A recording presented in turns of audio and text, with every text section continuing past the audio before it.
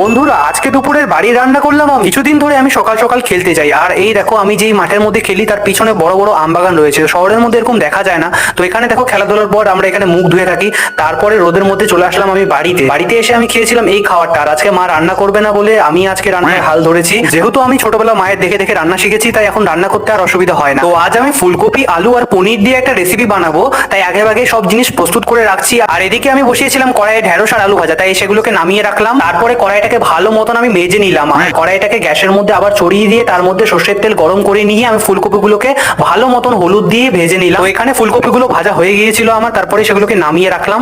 আর এখানে পনিরটাকে ভালো মতন চৌকো চৌকো করে আমি কেটে নিলাম। পনিরটাকে কাটার পরে আমি ভালো মতন এখানে তেলের মধ্যে ভেজে নিয়ে সেগুলোকে নামিয়ে রাখলাম। রেসিপিটা দেখালে অনেক বড় হয়ে যাচ্ছিল, তাই আজকে রেসিপিটা দেখালাম না তোমাদেরকে।